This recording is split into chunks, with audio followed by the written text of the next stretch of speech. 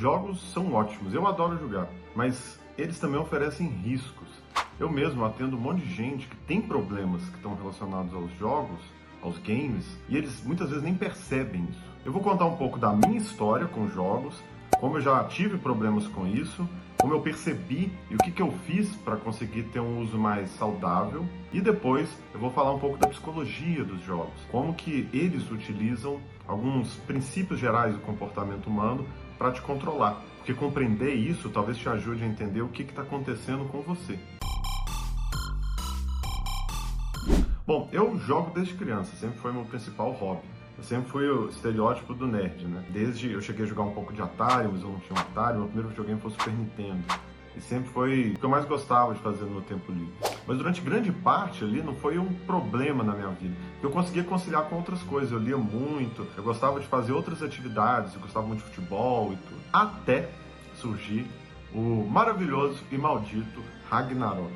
Ragnarok era um jogo online, foi muito popular aqui no Brasil. E eu entrei de cabeça nele. Eu peguei ele bem no comecinho, antes até dele ser oficialmente lançado, né? Porque ele era gratuito e jogava muitas e muitas horas. Chegou um ponto em que eu ficava 16 vezes 18 horas por dia jogando, todos os dias, um atrás do outro. Então eu abria mão de tudo, até de dormir, muitas vezes de comer, para poder ficar lá, para maximizar. Eu tinha um objetivo, eu estava querendo ser o Kina, o cavaleiro de nível mais alto do servidor. Na época, existia só um nível 99 no jogo, que era um mago, e eu queria ser o primeiro cavaleiro. Na época, o jogo nem tinha lugares bons para pessoas de nível mais alto subir de nível. Então, eu ficava muitas horas farmando, jogando repetidamente, para subir 0,1% do meu nível, quando eu já estava lá no 96, 97.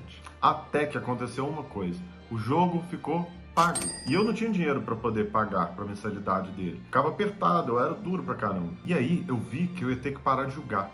Isso deu um certo baque em mim, assim. Porque como que eu dediquei tantas milhares de horas a uma coisa que simplesmente pode ficar pago e pronto, evaporou, tem nada que eu possa fazer com isso. Ou que poderia no futuro parar de existir, o jogo pode acabar. E isso me fez perceber, caramba, se eu conseguisse dedicar para alguma coisa da vida real, o tempo ou o esforço que eu dedico para esse jogo, seria muito bom. E nessa época eu estava entrando em psicologia. Então eu pensei, se eu conseguir pegar metade, 1/3 do tempo que eu consigo ter de dedicação ao jogo, de resistência, para ficar repetindo, farmando, passando por coisas que não eram divertidas, interessantes. Para a psicologia, eu vou ser um psicólogo foda. E aí, nessa época, eu já comecei a estudar também a psicologia dos games. Ou seja, como que eles fazem para poder manter a gente tanto tempo fazer algo.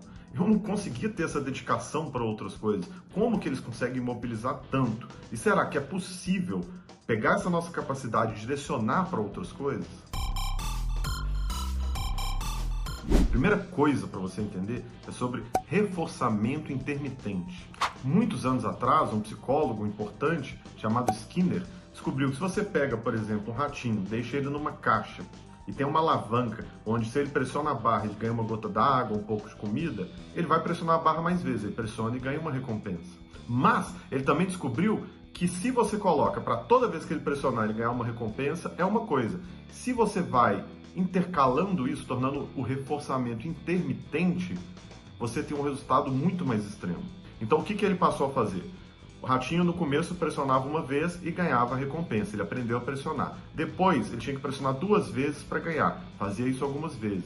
Depois, outro dia, ele tinha que pressionar 3, depois 4, e por aí vai, aumentando aos poucos. Depois 8, 10, 12, 15, 20... e aumentando. Ele descobriu que nesse reforçamento intermitente, o ratinho ficava bolado, bitolado com a barra, pressionava muito mais vezes do que quando ele ganhava. E outro, esse comportamento dele de pressionar a barra ficava muito mais resistente à extinção. Quer dizer, ficava muito mais difícil fazer ele parar de pressionar. Porque quando ele estava lá e pressionava uma vez e ganhava uma recompensa, basta você suspender o reforço, parar de colocar a água, a comida quando ele pressionar, que ele insiste algumas vezes, depois ele desiste. Mas quando é intermitente, quando o nível de desafio vai aumentando, ele tem que fazer mais e mais esforço para obter, é muito difícil. Você para de colocar o reforçamento e ele ainda continua por muito tempo. Às vezes até a ponto de se prejudicar. Por exemplo, um pombo que você ensina a bicar um disco para obter um pouco de comida, se você coloca cada vez mais intermitente, ele pode bicar até quebrar o próprio bico. para obter um tiquinho de comida que ele teria liberado quando ele voltasse para a gaiola dele. E é exatamente isso que acontece com a gente em grande parte dos jogos. Tem criadores de jogos que de fato sabem isso, que estudaram psicologia e planejam deliberadamente. Outros só aprenderam porque viram que deu certo, outros jogos que fizeram, mas eles aplicam esse princípio. O Ragnarok, por exemplo, que eu jogava, no começo é muito fácil subir de nível. Você vai matando poucos bichos e vai subindo muito rápido. E cada nível se torna mais difícil. Você tem que começar a fazer um esforço cada vez maior, mas ele é gradual. Como esse esforço vai gradualmente aumentando, ele vai te dessensibilizando e te acostuma a fazer muito esforço para conseguir uma recompensa. E te deixa igual rato, meio obcecado, bitolado, querendo repetir para conseguir o próximo. E estudos neurológicos que vieram bem depois do Skinner demonstraram que a dopamina que o nosso cérebro libera, hormônio relacionado ao prazer, ela é bem maior quando a recompensa é incerta, quando não é toda vez que você faz algo e consegue, quando você tem que repetir para eventualmente conseguir. É por isso que jogos de azar podem viciar, é por isso que tanta coisa vicia, inclusive os games. Além de tudo, ele fornece uma estrutura de desafios e recompensas sociais que enganam a nossa biologia. Como? Bom, nosso organismo evoluiu para ter recompensa, para fazer a gente se sentir bem quando a gente supera desafios, quando conquista alguma coisa. Óbvio, porque aí quer dizer que você vai conseguir mais coisas, vai conseguir coisas maiores, isso aumenta a sua chance de sobrevivência. E como animal social, ele também te recompensa muito, seu corpo, por você conseguir status social, por você conseguir ser admirado pelos outros.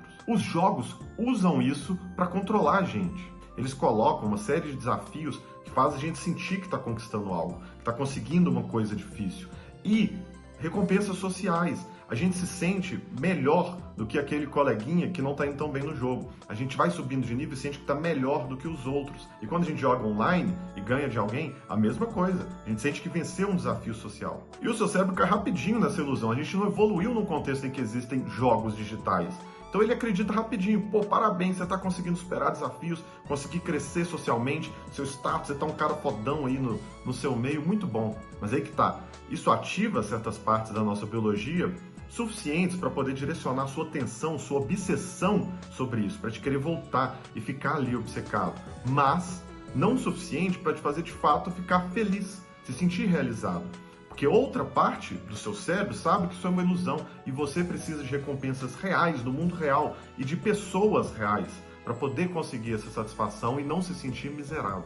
Por fim, os jogos, ao menos os bons jogos, ainda constroem narrativas e conexões emocionais. Na psicologia do game isso é chamado de empatia digital. Porque, de novo, a gente não evoluiu num contexto que a gente tem televisão, tem essas coisas, tem computadores. Então, quando tem um personagem precisando de ajuda, quando você salva alguém, quando você conquista algo, quando você fica envolvido numa história, não é exatamente a mesma coisa do que se fosse você na vida real fazendo, mas recruta parte e é o suficiente para te manter ali conectado. Ou seja, os jogos é como se fosse um simulacro da vida. E eles podem ser excelentes como escapismo, como hobby, mas também podem ser perigosos. Porque direciona sua capacidade de fazer esforço, a sua recompensa, para uma atividade ilusória, que foi deliberadamente planejada para poder equilibrar desafio e recompensa de um jeito que te prende, te mantém ali o máximo possível. E ela não traz nada para você no mundo real, só para quem fez o jogo. Quando a gente joga muito, a gente fica menos propenso a fazer coisas na vida real, porque queremos voltar logo pro jogo. Porque é como se o seu cérebro estivesse dizendo, cara, isso aqui é muito difícil de obter satisfação. Para que perder tempo nisso, na vida real, se temos aquilo, o jogo, que a gente já descobriu que somos foda e conseguimos? Ou seja, você deu para ele a ilusão de heroísmo, de recompensa, de satisfação, de status social, e ele quer te direcionar para lá, sem saber que outro lado seu, da sua biologia, de você mesmo, tá miserável, porque sabe que não tem as satisfações reais. Se você consegue jogar pouco e pontualmente, ótimo, continua. Mas se não consegue, cogite jogar apenas finais de semana ou até só nas férias. Mas ciente de que voltar a trabalhar vai ser mais difícil devido ao tempo que você ficou no jogo. Por mais difícil que seja para mim dizer isso, porque eu adoro jogos, em muitos casos, talvez o melhor seja mesmo parar de jogar, porque isso vai aumentar sua propensão e sua facilidade para conseguir fazer aquilo no mundo real que você precisa para poder direcionar sua vida para onde você quer.